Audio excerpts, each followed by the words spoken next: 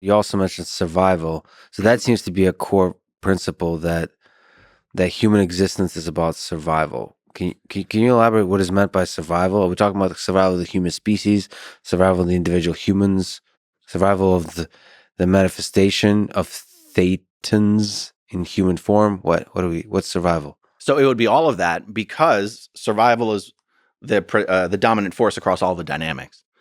L. Ron Hubbard, it was either Dianetics or Science of Survival. He says he discovered the principle upon which all life exists, and that is all life, no matter what it is trying to do. Are you ready, Lex? Mm-hmm. It's trying to survive. That's pretty powerful. That's pretty powerful. So here's the thing. I got to tell you. You might get me back in, Lex. No, I'm not trying to get you back in. I'm trying to get you to take seriously the power of the ideas behind Scientology, because I think those ideas are not bad ideas. They resonate with a lot of ideas throughout philosophy, throughout religions, throughout the history of human civilization.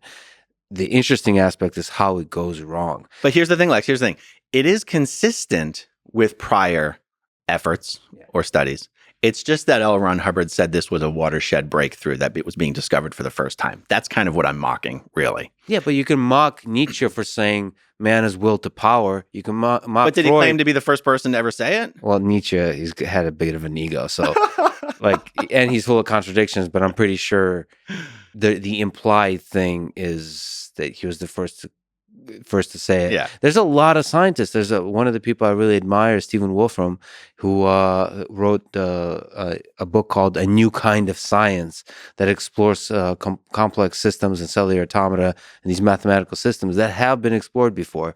But he boldly kind of defined, I am presenting to you a whole new way to look at the world.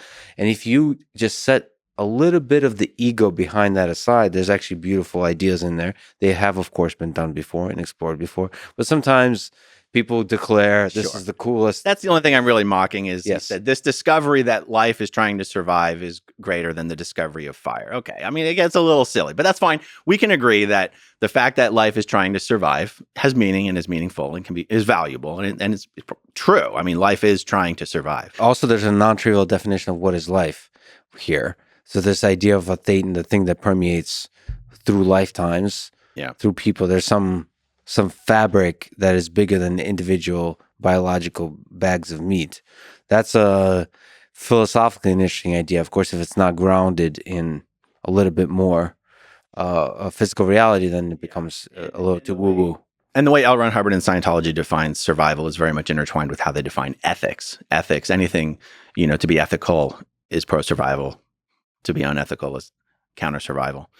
But we were talking about just the concept of the dynamics, like what does survival refer to? And it actually does refer to all of them, but just keep in mind when it comes to the seventh dynamic, thetans collectively, involved in here is the idea that a thetan cannot die. There's no such thing as killing a thetan. A thetan can only survive. And so, this concept of the dynamics is one of the most fundamental and important concepts in Scientology. But because I mentioned that it also gets tied up with ethics, and this probably speaks to what you were just talking about, is you can have the ideas and the concepts, and you can have how do they go wrong, because they hold that Scientology, applying Scientology, getting people into Scientology is the key to basically saving every spiritual being in existence.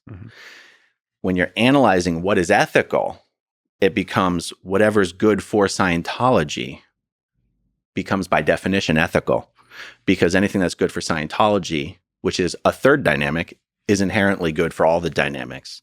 So that's where you get the ends justifying the means to do anything possible and use any means necessary to forward the aims of Scientology. That's kind of where a lot of Soviet implementation of communism went wrong, is the ends justify the means.